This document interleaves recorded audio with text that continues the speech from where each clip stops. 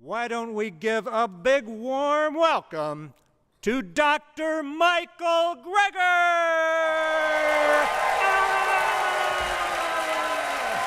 There you go.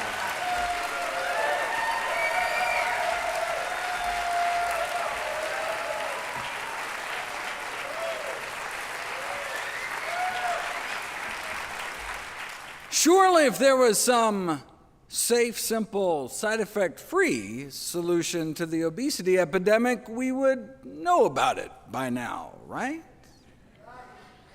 I'm not so sure. It may take up to 17 years before research findings make it into day-to-day clinical practice. To take one example that was particularly poignant for my family, heart disease.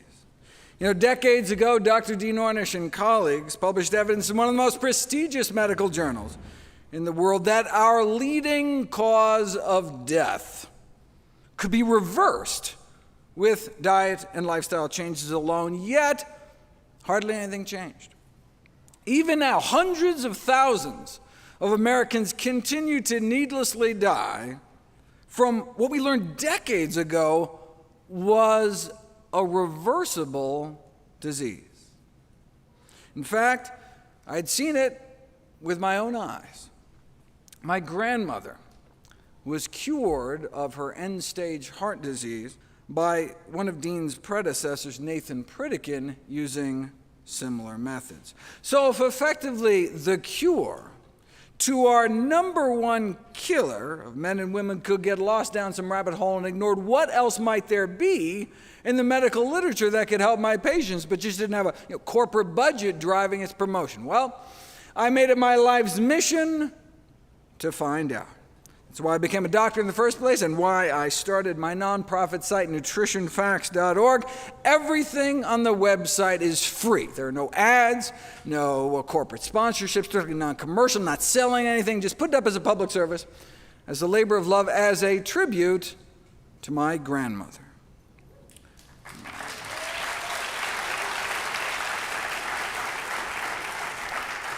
New videos and articles nearly every day on the latest in evidence-based nutrition. What a concept. Okay, so what does the science show is the best way to lose weight? If you want testimonials and before and after pictures, you have come to the wrong place. I'm not interested in anecdotes. I'm interested in the evidence.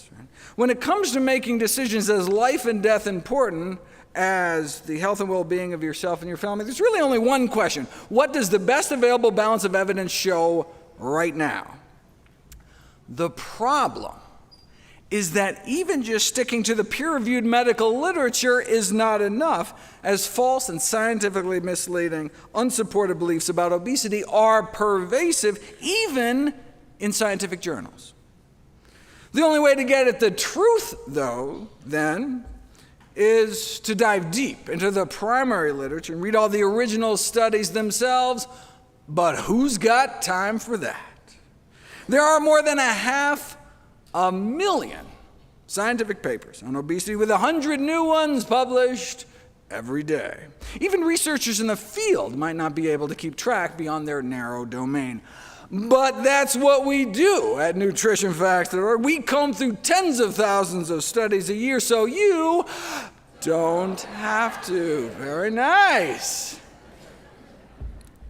And indeed, we uncovered a treasure trove of buried data. Like today, I'll cover simple spices, for example, proven in randomized, double-blind, placebo-controlled trials to accelerate weight loss for pennies a day, but with so little profit potential, it's no wonder these studies never saw the light of day. The only profiting I care about, though, is your health. That's why 100% of all the proceeds I receive from all my books and DVDs and speaking engagements are all donated to charity. I just want to do for your family what Pritikin did for my family. But wait, isn't weight loss just about eating less and moving more? I mean, isn't a calorie a calorie? That's what the food industry wants you to think. The notion that a calorie from one source is just as fattening as any other is a trope broadcast by the food industry as a way to absolve itself of culpability. Coca-Cola itself even put an ad out there emphasizing this one simple common sense fact. As the current and past chairs of the Harvard's nutrition department put it, this central argument from industry is that the overconsumption of calories from carrots would be no different than the overconsumption of calories from soda. If a calorie is just a calorie, why does it matter what we put in our mouths? Let's explore that example of carrots versus Coca-Cola. It's true that in a tightly controlled laboratory setting, 240 calories of carrots, 10 carrots, would have the same effect on calorie balance than the 240 calories in a bottle of Coke. But this comparison falls flat on its face out in the real world. Right? You could chug those liquid candy calories in less than a minute, but eating 240 calories of carrots would take you more than 2.5 hours of sustained, constant chewing. Not only would your jaw get sore, but 240 calories of carrots is like 5 cups. You might not even be able to fit them all in, right? Our stomach is only so big. Once we fill it up, stretch receptors in our stomach wall tell us when we've had enough. But different foods have different amounts of calories per stomachful, right? Some foods have more calories per cup, per pound, per mouthful than others. This is the concept of calorie density, right? The number of calories in a given amount of food. 3 pounds is about what the average American eats in a day. As you can see, for example, oil is a high calorie density, meaning a high calorie concentration, lots of calories kind of packed into a small space. So drizzling just a tablespoon of oil onto a dish adds over 100 calories. For those same calories, you could have instead eaten about 2 cups of blackberries, for example, a food with a low calorie density. So these 2 meals have the same number of calories. You could swig down that spoonful of oil, not even feel anything in your stomach, but eating a couple cups of berries could start to fill you up. Right? That's why, yes, biochemically, a calorie is a calorie, but eating the same amount of calories in different foods can have different effects. The average human stomach can expand to fit about 4 cups of food. So a single stomach full of strawberry ice cream, for example, could max out our caloric intake for the entire day. For those same 2,000 calories, to get those same 2,000 calories from strawberries themselves, you'd have to eat 44 cups of berries, right? That's 11 stomachfuls. I mean, as delicious as berries are, I don't know if I could fill my stomach to bursting 11 times a day, right? So some foods are just impossible to overeat. They're so low in calorie density, right? You just physically couldn't eat enough to even maintain your weight. In a lab, a calorie is a calorie, but in life, far from it. Traditional weight loss diets focus on decreasing portion size, but these, we know these eat less approaches can leave people feeling hungry and unsatisfied. A more effective approach may be to shift the emphasis from restriction to positive eat more messaging of increasing intake of healthy, low-calorie density foods. But you don't know until you put it to the test. Very nice. Researchers in Hawaii tried putting people on more of a traditional Hawaiian diet with all the plant foods they could eat. Unlimited quantities of fruits, vegetables, whole grains, beans, and the study subjects lost an average of 17 pounds in just 21 days. Calorie intake dropped by 40%, but not because they were eating less food. They lost 17 pounds in 3 weeks eating more food, in excess of 4 pounds a day. How could that be? Because whole plant foods tend to be so calorically dilute, right? You can stuff yourself without getting the same kind of weight gain. They lost 17 pounds in 3 weeks eating more food. That's why in my upcoming new book, How Not to Diet, which I am very excited about.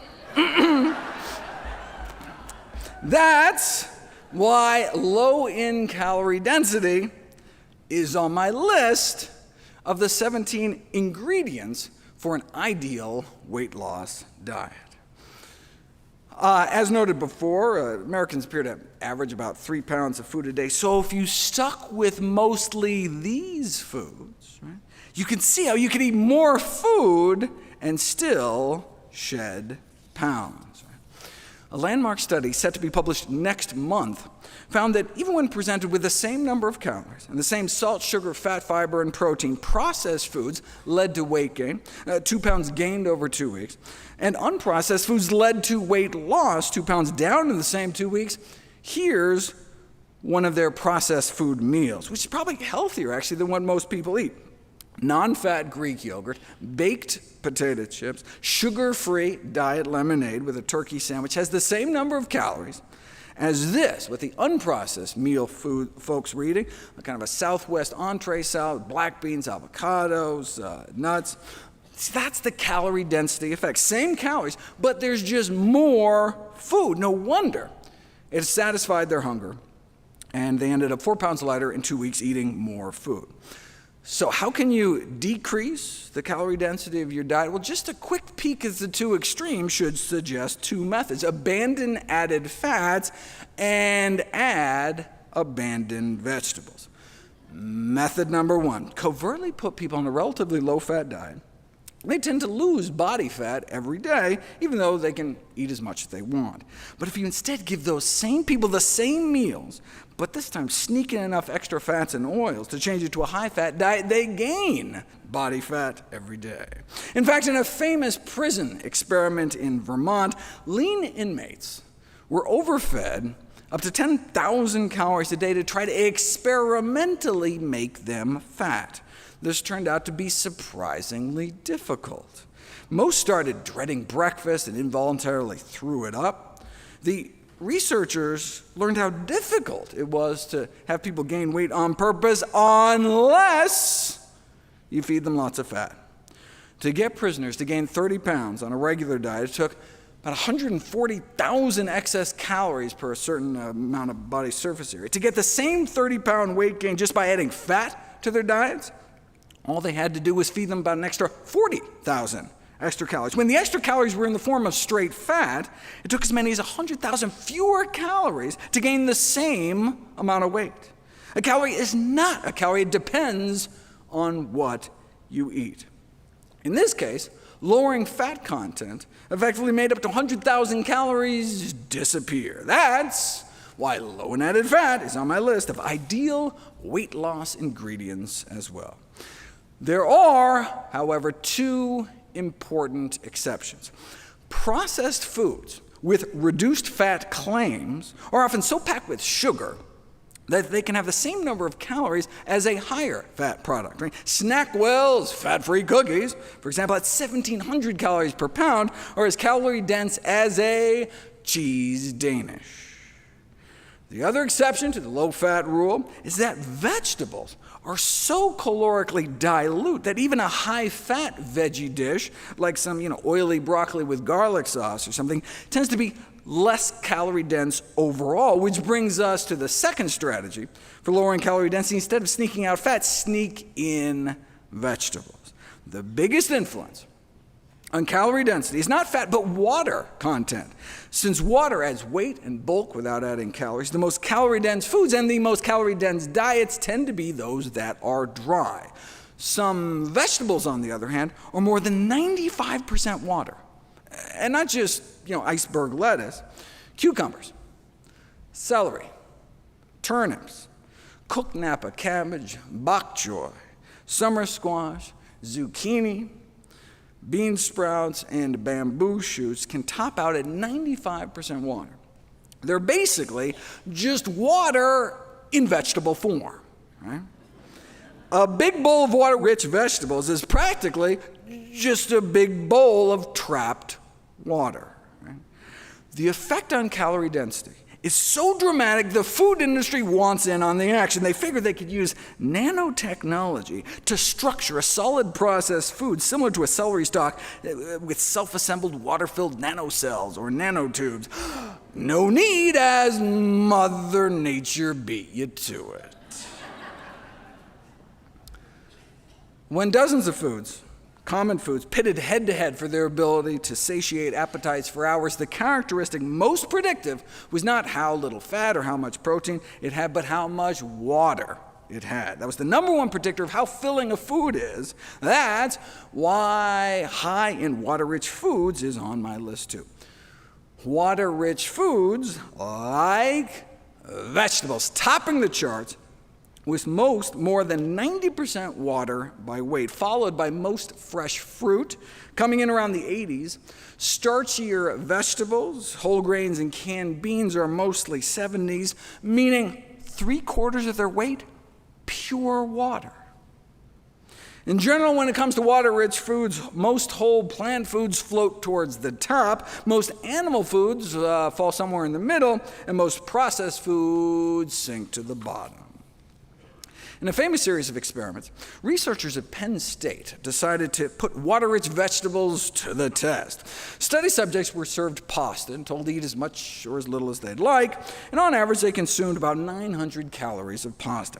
Now, what do you think would happen if as a first course you gave them 100 calories of salad, composed largely of lettuce, carrots, cucumber, celery, and cherry tomatoes? Would they go on to eat the same amount of pasta and end up with a 1,000-calorie lunch, 900 plus 100? Or would they eat maybe 100 fewer calories of pasta, effectively canceling out the added salad calories? It was even better than that. They ate more than 200 fewer calories of pasta. Thanks to the salad, 100 calories in, 200 calories out. Right? So in essence, the salad had negative 100 calories. Preloading with vegetables can effectively subtract 100 calories out of a meal. Right? That's how you can lose weight, by eating more food. Of course, the type of salad matters. The researchers repeated the experiment, this time added a fatty dressing, extra shredded cheese, which quadrupled the salad's calorie density. Now, eating this salad as a first course didn't turn a 900-calorie meal into one with less than 800 calories. Instead, it turned it into a meal with calories in the quadruple digits. Right? It's like preloading pizza with garlic bread. Right? You can end up with more calories overall. Okay, so what's the cutoff? Studies on preloading show that eating about a cup of food before a meal decreases subsequent intake by about 100 calories. So to get a negative calorie effect, the first course would have to contain fewer than 100 calories per cup. Right? As you can see in the chart, this includes most fresh fruit and vegetables, but having something like a dinner roll would not work.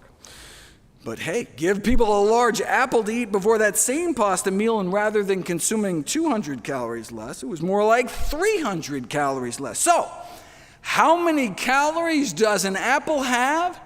It depends on when you eat it. Before a meal, an apple could effectively have about negative 200 calories. You can see the same thing, giving people vegetable soup as a first course. Hundreds of calories disappear. One study tracked people's intake throughout the day, even found that overweight subjects randomized to pre-lunch vegetable soup not only ate less lunch, but deducted an extra bonus 100 calories at dinner too, a whole 7 hours later. Right? So the next time you sit down to a healthy soup, you can imagine calories being veritably sucked out of your body with every spoonful. Even just drinking 2 cups of water before a meal immediately caused people to cut about 20% of calories out of the meal, taking in more than 100 fewer calories. No wonder overweight men and women randomized to 2 cups of water before each meal lost weight 44% faster. 2 cups of water before each meal, 44% faster weight loss. That's why so-called negative calorie preloading is on my list of weight loss boosters, which are all the things I could find that can accelerate weight loss kind of regardless of what you eat the rest of the time. Negative calorie preloading just means that starting a meal with foods containing less than 100 calories per cup. That can include many fruits, vegetables, soup, salad, or simply a tall glass of water. Anything we can put on that first course salad to boost weight loss even further? Well, in my Amping AMPK section, I talk about ways to activate an enzyme known as the fat controller. Its discovery is considered one of the most important medical breakthroughs in the last few decades. You can activate this enzyme through exercise, fasting, and nicotine, but is there any way to boost it for weight loss without sweat, hunger, or the whole dying a horrible death from lung cancer kind of thing? Well, Big Pharma is all over it. After all, obese individuals may be unwilling to perform even a minimum of physical activity, wrote a group of pharmacologists, thus indicating that drugs mimicking endurance exercise are highly desirable. So, it's crucial that oral compounds with high bioavailability are developed to safely induce chronic AMPK activation for long-term weight loss and maintenance. But there's no need to develop such a compound since you can already buy it at any grocery store. It's called vinegar. When vinegar, acetic acid, is absorbed and metabolized, you get a natural AMPK boost. Enough of a boost to lose weight at a typical dose you might use dressing a salad? Well, vinegar has evidently been used to treat obesity for centuries, but only recently has it been put to the test. Randomized, double-blind, placebo-controlled trial on the effects of vinegar intake on the reduction of body fat in overweight men and women. The subjects were randomized to drink a daily beverage containing 1 or 2 tablespoons of apple cider vinegar, or a control drink, a beverage that developed to taste the same but as the vinegar drink, but prepared with a different kind of acid, so it didn't have any actual vinegar in it. 3 months in, the fake vinegar group actually gained weight, as overweight people tend to do, whereas the genuine vinegar groups significantly lost body fat, as determined by CT scan. A little vinegar every day led to pounds of weight loss achieved for just pennies a day without removing anything from their diet. That's why one of my 21 tweaks to accelerate weight loss is 2 teaspoons of vinegar with each meal, either sprinkled on your salad or even just added to tea with some lemon juice or something. The beauty of the vinegar studies is that they're not just randomized controlled trials, but placebo-controlled trials. Some studies aren't controlled at all. Women asked to eat a ripe tomato before lunch every day for a month, lost about 2 pounds, but without a control group, you don't know if the tomato had anything to do with it. Just being enrolled in a weight loss study where you know they're going to come back and weigh you in a month can have people change their diets in other ways. Right? It's certainly possible. Tomato is 95% water, so you'd be filling up a fist-sized portion of your stomach with only about 15 calories before a meal. So, it's certainly possible, but we'd need a better study to prove it for weight loss. Stronger studies have control groups, at least. For example, randomize people to a weight loss diet with or without 1 to 2 cups of low-sodium vegetable juice, and those drinking the vegetable juice lose significantly more weight. Or split people into 2 groups and give half about 2 tablespoons of goji berries a day, and 45 days later, the goji group appeared to cut 2.5 inches off their waistline compared to no change in the control group. But anytime you have one group do something special, you don't know how much of the benefit is due to the placebo effect. In drug trials, it's easy, right? You give half the people the actual medication, the other half a placebo, identical-looking sugar pill placebo. Both groups are then doing the same thing, taking an identical-looking pill. So if you see any difference in outcomes, all right, well then we can suspect it's due to the actual drug, right? But what would placebo broccoli look like, right? That's the problem. You can't stuff cabbage into a capsule, but there are some foods so potent that you could actually fit them into a pill to pit them against placebos spices. Want to know if garlic can cause weight loss? Give people some garlic powder compressed into tablets versus placebo pills. And garlic worked, resulting in both a drop in weight and waistlines within 6 weeks. They used about a half teaspoon of garlic powder a day, which would cost less than 4 cents.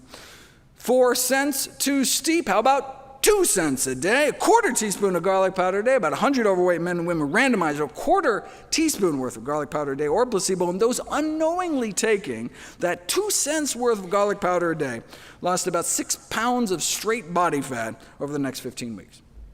Now, if you can splurge up to 3 cents a day, there's black cumin, a meta-analysis of randomized controlled trials shows weight loss efficacy, again, with just a quarter teaspoon a day. Not regular cumin.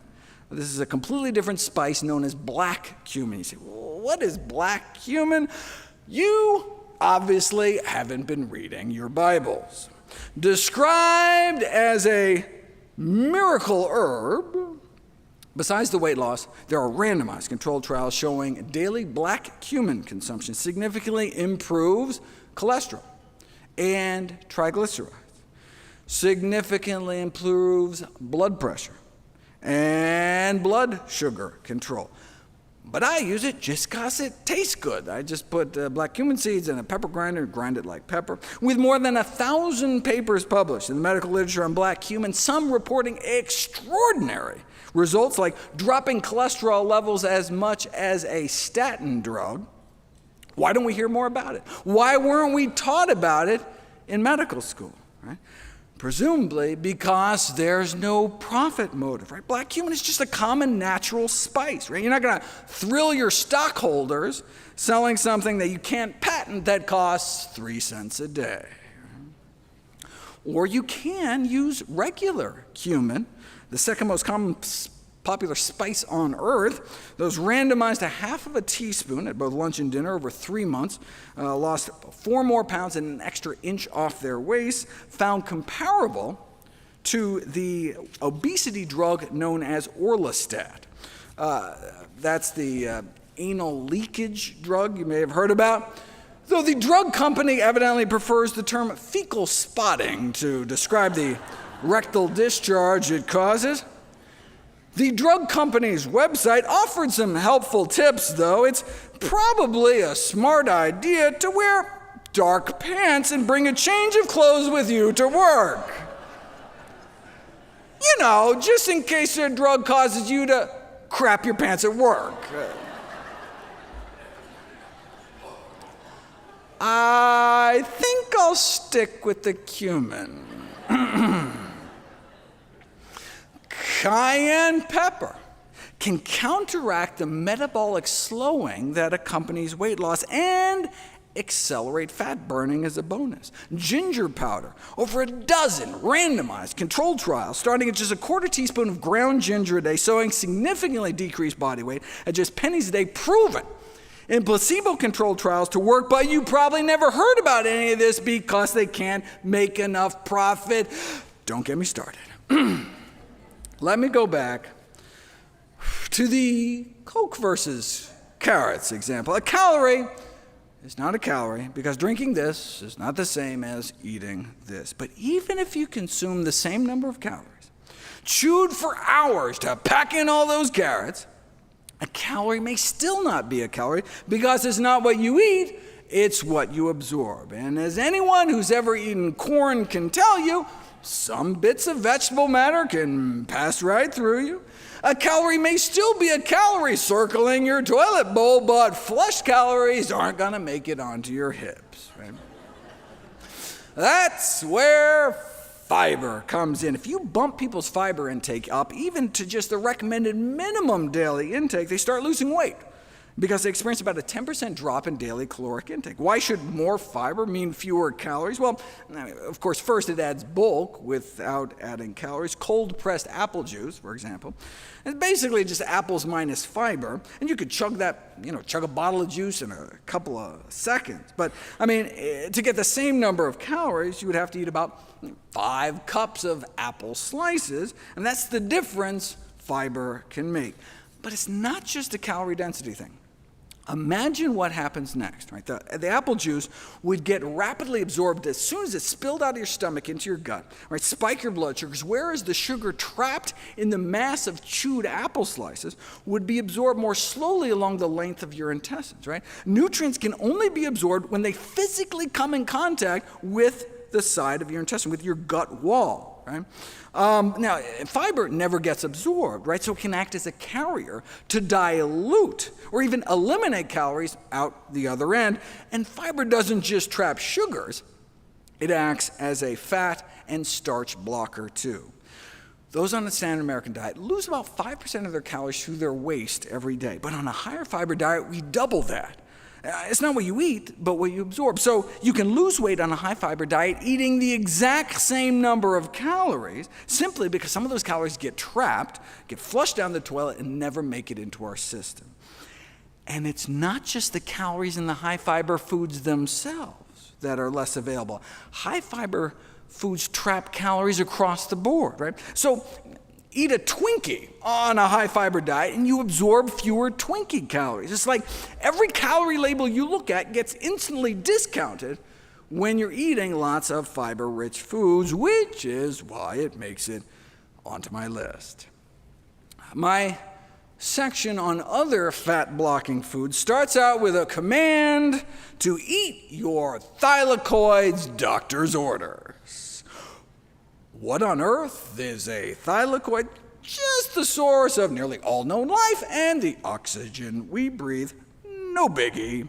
Thylakoids are where photosynthesis takes place, the process by which plants turn light into food. Thylakoids are the great green engine of life, microscopic sac-like structures composed of chlorophyll-rich membranes concentrated in the leaves of plants. When we eat thylakoids, when we bite into a leaf of spinach or something, those green leaf membranes don't immediately get digested. They last for hours in our intestines, and that's when they work their magic. Thylakoid membranes bind to lipase. Lipase is the enzyme in our body that our body uses to digest fat. So if you bind the enzyme, you slow fat absorption.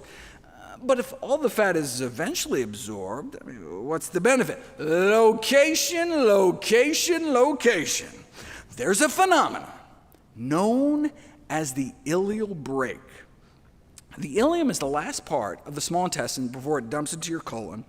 And when undigested calories are detected that far down in your intestines, your body thinks, oh, I must be full from stem to stern, and puts the brakes on eating more by dialing down your appetite. This can be shown experimentally. You insert a 9-foot tube down people's throats and drip in any calories, fat, sugar, protein, and you can activate the ileal brake. So then you sit them down to an all-you-can-eat meal, and compared to the placebo group, who had just gotten a squirt of water down the tube, people eat about 100 calories less, right? You just don't feel as hungry. You feel just as full, eating significantly less. That's the ileal brake in action. This can then translate into weight loss. Randomize overweight women on a diet to green plant membranes, in other words, just covertly slip them some powdered spinach, and they get a boost in appetite-suppressing hormones, a decreased urge for sweets. Yes, indeed, spinach can cut your urge for chocolate. And boom, accelerated weight loss, all thanks to eating green, the actual green itself, the chlorophyll-packed membranes in the leaves. Now, the researchers use spinach powder just so they can create convincing placebos, but you can get just as many thylakoids eating about a half a cup of cooked greens, which is what I recommend people eat 2 times a day in my daily dozen checklist of all the healthiest of healthy things I encourage people to fit into their daily routine. In the Journal of the Society of Chemical Industry, a group of food technologists argue that given their fat-blocking benefits, thylakoid membranes could be incorporated into functional foods as a new promising appetite-reducing ingredient, or You can just get them the way Mother Nature intended. Which greens have the most? You can tell just by looking at them. Because thylakoids are where the chlorophyll is, the greener the leaves, the more potent the effect. So go for the greenest green greens, the darkest green greens you can find. Where I shop, that's the lacinato, aka dinosaur kale. Now, if you overcook greens too long, right? You know how they turn that drab olive brown? That's the thylakoids physically degrading. But blanched for 15 seconds or so in steaming or boiling water, you know how greens can get even brighter green? That actually translates into a boost in the fat blocking ability. So you can gauge thylakoid activity in the grocery store, in your kitchen with your own two eyes by going for the green. Though thylakoids eventually get broken down, fiber makes it all the way down to our colon. While it's technically true that we can't digest fiber, that's only applicable to the part of us that's actually human. Most of the cells in our body are bacteria, or gut flora, which weigh as much as one of our kidneys, as metabolically active as our liver, has been called our forgotten organ. And it's an organ that runs on MAC, microbiota accessible carbohydrates. So when you see me write, eat lots of Big Macs, I don't want anyone to get the wrong idea. MAC is just another name for prebiotics, right? What our good gut flora eat. In other words, fiber. There's that fiber again. What do our good bacteria do with the fiber? We feed them and they feed us right back. They make short-chain fatty acids that get absorbed from the colon into our bloodstream, circulate through our body, and even make it up into our brain. Right? It's like the way our gut flora communicates with us, dialing down our appetite, all the while increasing the rate at which we burn fat and boosting our metabolism at the same time, all thanks to fiber. Check this out. Put people on a brain scanner, show them a high-calorie food like a donut, and the reward centers in their brains instantly light up. But if you repeat the experiment, but this time secretly deliver fiber-derived short-chain fatty acids directly into their colon, you get a blunted reward center response. And subjects report that high-calorie foods just seem less appetizing, and subsequently ate less of an all-you-can-eat meal. Right? But fiber supplements like Metamucil don't work, which makes sense because they're non-fermentable, meaning our gut bacteria can't eat them. So yeah, they can improve bowel regularity, but can't be used by our good bacteria to make those compounds that can block our cravings. For that, we have to actually eat real food. Our good gut bugs are trying to help us, right? But when we eat a diet deficient in fiber, we are in effect starving our microbial self. Less than 5% of Americans reach even the recommended minimum daily adequate intake of fiber. No surprise, since the number one sources are beans and whole grains. And 96% of Americans don't even reach the recommended minimum intake of legumes, which are beans, split peas, chickpeas, and lentils. And 99% don't reach the recommended minimum for whole grains. Most people don't even know what fiber is. More than half of Americans surveyed think that steak is a significant source of fiber. However, by definition, fiber is only found in plants. There's zero fiber in meat, eggs, or dairy, and typically little or no fiber in processed junk, and therein lies the problem. But, wouldn't at least the protein in that steak fill you up? Surprisingly, even a review supported by the meat, dairy, and egg industries acknowledged that protein intake does not actually translate into eating less later on, whereas you eat a fiber-rich whole grain for supper, and it can cut your calorie intake more than 12 hours later at lunch the next day. You feel full 100 calories quicker the following day because by then, your good gut bugs are feasting on the same bounty and dialing down your appetite. Right? Today, even our meat could be considered junk food. For more than a century, one of the great goals of animal agriculture has been to increase the carcass fat content of farm animals. Take chicken, for example. 100 years ago, the USDA determined chicken was about 23% protein by weight and less than 2% fat. Today, chickens have been genetically manipulated through selective breeding to have about 10 times more fat. Chicken Little has become Chicken Big, and maybe making us bigger too. Meat consumption in general is associated with weight gain, but poultry appeared to be the worst. Even just an ounce a day, which is like a single chicken nugget, or like one chicken breast every 10 days, was associated with weight gain compared to eating no chicken at all. It's funny, when the meat industry funds obesity studies on chicken, they choose for their head-to-head comparison foods like cookies and sugar-coated chocolates. This is a classic drug industry trick to try to make your product look better by comparing it to something worse. Apparently, just regular chocolate wasn't enough to make chicken look better. But what happens when chicken is pitted against a real control, like chicken without the actual chicken?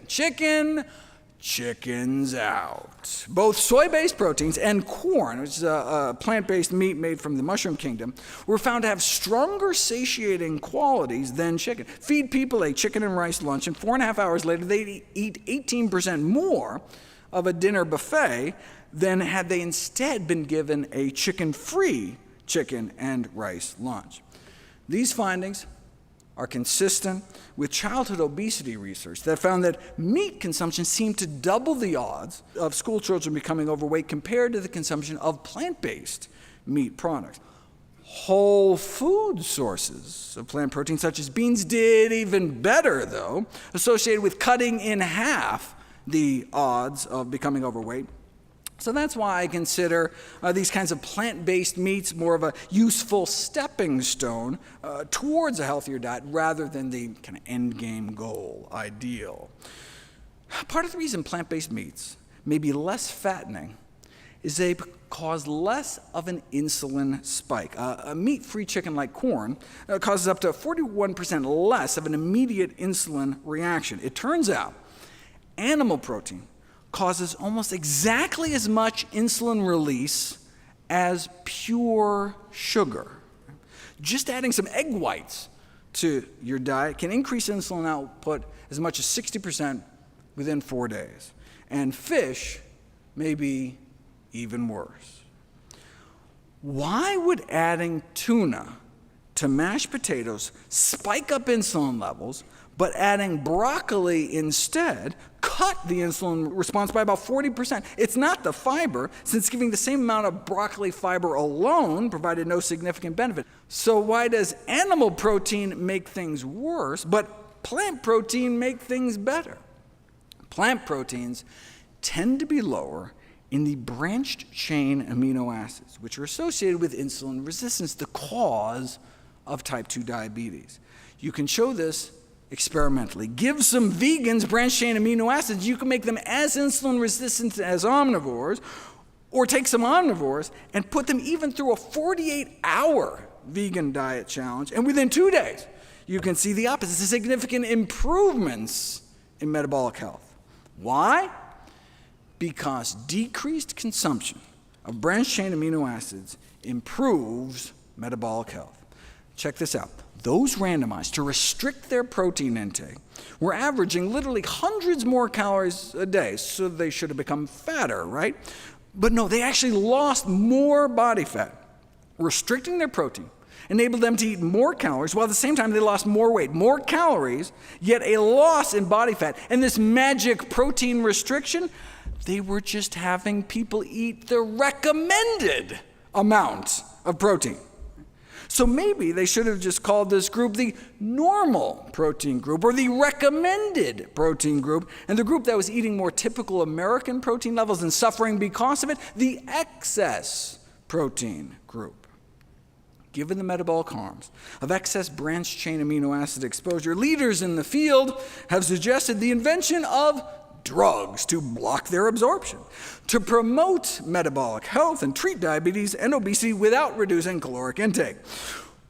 Or we can just try not to eat so many branched-chain amino acids in the first place. They are found mostly in meat, including chicken and fish, dairy products, and eggs, perhaps explaining why animal protein is associated with higher diabetes risk, whereas plant protein appears protective. So defining the appropriate upper limits of animal protein intake may offer a great chance for the prevention of type 2 diabetes and obesity, but it need not be all or nothing. Even an intermittent vegan diet has been shown to be beneficial. If there was one piece of advice that sums up the recommendations in my upcoming book, it would be wall off your calories. Animal cells are encased only in easily digestible membranes, which allows the enzymes in our gut to effortlessly liberate the calories in a steak, for example. Right? Plant cells, on the other hand, have cell walls that are made out of fiber, which present an indigestible physical barrier, so many of the calories remain trapped. Now, processed plant foods, however, fruit juice, sugar, refined grains, even whole grains, if they've been powdered into flour, have had their cellular structure destroyed. Their cell walls cracked open, and their calories are free for the taking. But when you eat structurally intact plant foods, chew all you want, you're still going to end up with calories completely surrounded by fiber, which then blunts the glycemic impact, activates the ileal brake, and delivers sustenance to your friendly flora. So, bottom line, try to make sure as many of your calories as possible, your protein, your carbs, your fat, are encased in cell walls. In other words, from whole, intact plant foods. That's what nature intended to happen millions of years before we learned how to sharpen spears and mill grains and boil sugar cane. Our entire physiology is presumed to have evolved in the context of eating what the rest of our great ape cousins eat, plants. The Paleolithic period, when we started using tools, only goes back about 2 million years. We and other great apes have been evolving since back in the Miocene era, more like 20 million years ago. So for the first 90% of our hominoid existence, our bodies evolved on mostly plants. It's no wonder, then, that our bodies may thrive best on the diet we were designed to eat. So maybe we should go back to our roots. With enough portion control, anyone can lose weight, right? Lock someone in a closet, you can force them to lose as much body fat as you want. Chaining someone to a treadmill, probably have a similar effect. But what is the most effective weight loss regimen that doesn't involve calorie restriction or exercise or a felony? I scoured through the medical literature at all the randomized controlled trials, and the single most successful strategy to date is a diet of whole plant foods.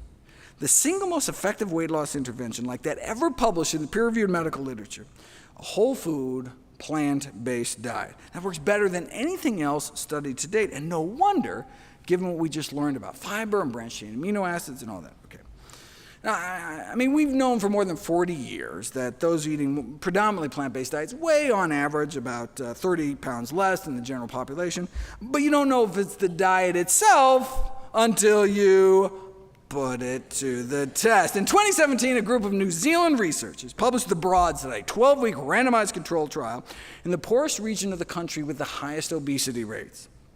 Overweight individuals were randomized to receive either standard medical care or semi-weekly classes offering advice and encouragement to eat a low-fat diet centered around fruits, vegetables, whole grains, and legumes. And that's all it was, just empowerment and information, empowerment with knowledge. No meals were provided. The intervention group was merely informed about the benefits of plant-based living and encouraged to fit it into their own lives at home. No significant change in the control group, but the plant-based intervention group, even though there were no restrictions on portions, be able to eat freely all the healthy foods they wanted, lost an average of 19 pounds by the end of the 3-month study.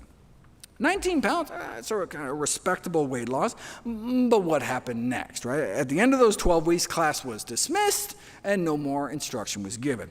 The researchers were curious to see how much weight the subjects had gained back after being released from the study, so everyone was invited back at the 6-month mark to get reweighed. The plant-based group had left the 3-month study 19 pounds lighter on average, but 6 months later, they were only down about 27 pounds. They got better. The plant-based group had been feeling so good, both physically and mentally, had been able to come off so many of their medications. They were sticking to the diet on their own, and the weight continued to come off. What about a year later? Even in studies that last a whole year, where people are coached to stay on a particular diet for the entire year's time, by the end of the year, any initial weight loss typically tends to creep on back. The broad study only lasted 3 months, yet after it was all over, those who had been randomized to the plant-based group not only lost dozens of pounds, but they kept it off. They not only achieved greater weight loss at 6 and 12 months than any other comparable trial.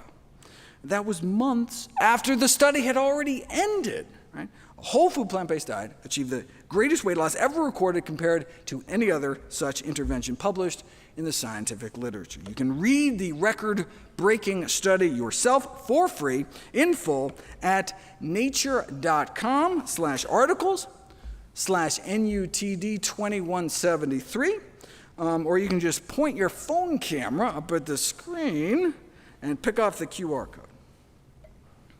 Any diet that results in reduced calorie intake can result in weight loss. I mean, dropping pounds isn't so much the issue. The problem is keeping them off, right? And a key difference between plant-based nutrition and more traditional approaches to weight loss is that people are encouraged on plant-based diets to eat ad libitum, meaning as much as you eat, as much as you want. No calorie counting, no portion control, just eating, right? The strategy is to improve the quality of the food rather than restricting the quantity of the food. You put people on a diet packed with fruits, vegetables, whole grains, and beans that allow them to eat as much as they want, they end up eating about 50% fewer calories than they might have otherwise, just as full on half the calories. Wait, how can you keep people satisfied cutting more than 1,000 calories from their daily diet? By eating more high-bulk, low-calorie density foods, vegetables, fruits, whole grains, beans, and fewer calorie-dense foods like meats, cheeses, sugars, and fats. Right? But it may not just be the calories in side of the equation. Those eating more plant-based appear to effectively be burning more calories in their sleep. The resting metabolic rate of those eating more plant-based may be 10% higher or more, a boosted metabolism that can translate into burning off hundreds of extra calories a day more without doing a thing. Eating more plant-based, you burn more calories just existing. So no wonder why those who eat more plant-based tend to be slimmer. Start packing your diet with real foods that grow out of the ground, and the pounds should come off naturally, taking you down towards your ideal weight. Okay, so that's what I spent the first half of the book doing, laying out the optimum weight loss diet. Plant yourself. Then I spend the second half of the book on all the tools I unearthed to drive further weight loss for any stubborn pounds that remain. We already learned that a calorie is not necessarily a calorie. 100 calories of chickpeas, right, has a different impact than 100 calories of chicken or chiclets based on factors like absorption and appetite. But in this second half, I go a step further and explore how even the exact same foods eaten differently can have different effects. Even if you eat the same amount, even if you absorb the same amount, a calorie may still not be a calorie. It's not only what we eat, but how and when. Just to give you a taste, the exact same number of calories at breakfast are significantly less fattening than the same number of calories at dinner.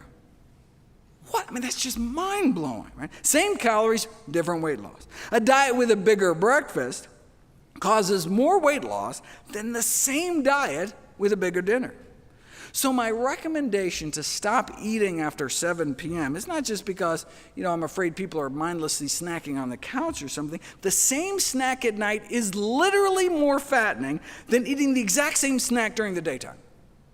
All thanks to our circadian rhythms, our chronobiology, something I spend a whole chapter about. Some of the sleep data is really crazy too. Overweight adults were randomized to 8 weeks of either a calorie-restricted diet or the same diet combined with 5 days a week of just 1 less hour of sleep a night. Now, they ended up sleeping an hour later on the weekend, so overall just cut 3 hours of sleep out of their week. Now, surely, it's 3 hours a week of sleep difference is not going to change how much weight they lost, right? And on the scale, that was true. But in the normal sleep group, 80% of the weight loss was fat, whereas in the group missing just a few hours of sleep, it was the opposite, with 80% of the loss being lean body mass, right? So, you snooze, you lose fat. Right? A few hours of missed sleep seemed to totally flip fat loss on its head, but just looking at the scale, you wouldn't know it. It's like when people fast. Stopping eating completely for a week or two can cause more weight loss than just restricting your calories, duh, right? But paradoxically, it may actually lead to less loss of body fat. Wait, how can eating fewer calories lead to less fat loss? Because during fasting, your body starts cannibalizing itself and burning your own protein for fuel. The scale made it look as though they were doing better when they were fasting, but the reality is they were doing worse. They would have lost more body fat if they had kept eating. They would have lost more body fat eating more calories. Right? Short-term fasting can interfere with body fat loss, not accelerate it, and you see the same thing with the keto diet. Body fat loss actually slows down when you switch to a ketogenic diet. Just looking at the bathroom scale, though, the keto diet seems like a smashing success, losing less than a pound a week on a regular diet to, boom, 3.5 pounds in 7 days after switching to keto. But what was happening inside their bodies told a totally different story. On the ketogenic diet, their rate of body fat loss was slowed by more than half. So most of what they were losing was water, but they were also losing protein. They were also losing lean mass. That may help explain why the leg muscles of CrossFit trainees placed on a ketogenic diet can shrink as much as 8% within 2 months. Of course, even if keto diets work, the point of weight loss is not to fit into a skinnier casket. Right? People whose diets even tend to trend that way appear to significantly shorten their lives. On the other hand, even just drifting in the direction of eating more healthy plant foods is associated with living longer, right? Those going the other way, though, those who start out more plant-based but then add meat to their diet at least once a week, not only appear to double or triple their odds of diabetes, stroke, heart disease, and weight gain, but may also suffer an associated 3.6-year drop in life expectancy. That's going from no meat to just once a week meat or more. Low-carb diets have been shown to impair artery function and worsen heart disease, whereas whole food plant-based diets have been shown to actually reverse heart disease. That's what Ornish used, right? So it appears to be the most effective weight loss diet, just so happens to be the only diet ever proven to reverse heart disease in the majority of patients, right? My grandma didn't have to die like that. No one's grandma has to die like that. If that's all a plant-based diet could do, reverse the number one killer of men and women, shouldn't that be the default diet until proven otherwise? And the fact that it can also be so effective in treating, arresting, or reversing other leading killers like type 2 diabetes and high blood pressure would seem to make the case for plant-based eating simply overwhelming. Only one diet has ever been shown to do all that, a diet centered around whole plant foods. You don't have to mortgage your health to lose weight. The single healthiest diet also appears to be the most effective diet for weight loss. After all, permanent weight loss requires permanent dietary change. I mean, healthier habits just have to become a way of life. And if it's going to be lifelong, you want it to lead to a long life. Thankfully, the single best diet proven for weight loss may just so happen to be the safest, cheapest way to eat for the longest, healthiest life. Thank you.